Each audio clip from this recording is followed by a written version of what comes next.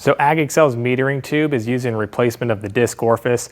Commonly, the meter tube is going to be used with a viscous product or a biological product. So commonly here in central Nebraska, a lot of guys use nutrient ag products.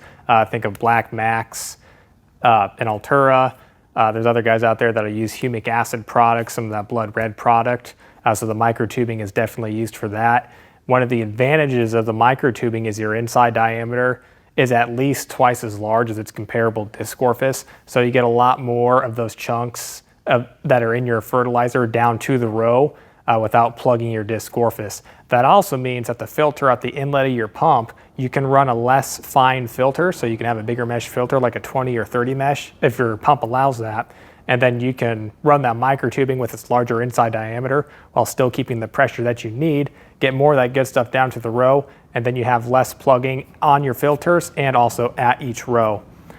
So commonly for the microtubing, the green and the purple size are the most common sizes that we use if guys are putting out a product, say 1034O, or some sort of product with the same viscosity as 1034O, and if they're going about 5 miles an hour, 5 gallons per acre. So you can see here on these microtubes, your green is your smaller size, your purple is your larger size, and on our chart of about 11 different microtube sizes, these two are right next to each other. So again, the green one's smaller, the purple one is the larger size. For some of our other sizes that we offer, the black would be our largest size. The brown is a few sizes smaller than that green. So the black, a lot of times guys will use this with a nitrogen setup, say if they're doing 20 gallons per acre roughly of like a 32%, 28%. The brown, commonly guys will use with a thinner product, say if it's a water similar weight product, or even if it's, say if it's a product like 32, that they'd be putting out in furrow, or 32 weight product that they'd be putting out in furrow, this brown microtube might be more likely what they're going to use. So if we compare that back to this green and this purple tube, you can tell there definitely is a size difference. So these microtubes, all microtubes are very viscosity sensitive versus, well, more viscosity sensitive versus its disc orifice that you would use. So it's really important that when you're telling us the rates that you're running, that you also tell us the weight of your product. If it's something from 11 pounds to 11.2 pounds, that might just change the size of the microtube that you need. So if that's the case, then you have to buy another microtube, you have to take off the previous color, put on a new color.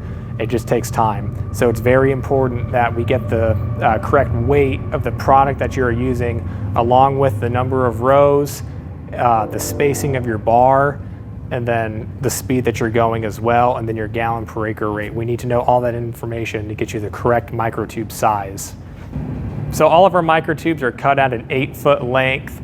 The outside diameters are 1/4 inch for all sizes, but now the inside diameter is what's gonna vary for all of our colors. So the way we distinguish our sizes are with our colors, our black being our largest and our yellow being our smallest. And again, kind of that middle range is that green and purple, which is commonly used, at least here in central Nebraska, with these more viscous products that guys are using about 5 miles, 5 gallons an acre.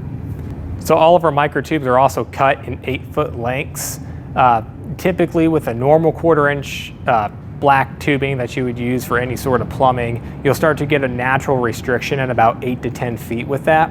And so we just take that concept with these meter tubes and we just change the inside diameter. And again, when we do that, we're able to still keep a larger, at least twice as large of an inside diameter than you are with that disc orifice. So again, that goes back to where you can get more of these micronutrients down to the ground with a microtube and have less plugging at your filter, because you can have that larger filter, but also less plugging at the microtube, obviously since it's larger.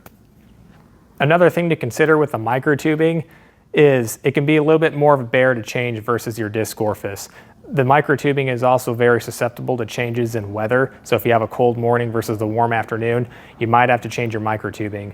So if you're familiar with these check valves that are shown on your screen right now, these are your typical 4-pound or 10-pound check valves that you would normally use at the row with a disc orifice.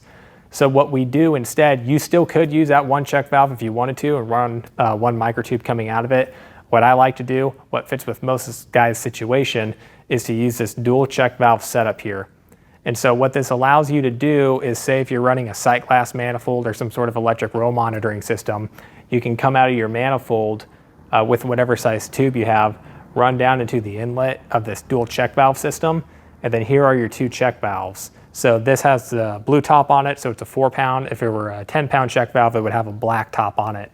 But you can see this little kind of green piece down here, and you can see down here there's a little bit more green exposed on this first check valve than on the second check valve. That's because right now this check valve is set up to allow flow to go through the smaller green microtube. So let's say now it's a cold morning, I'm getting too much pressure, I need to bring my pressure down.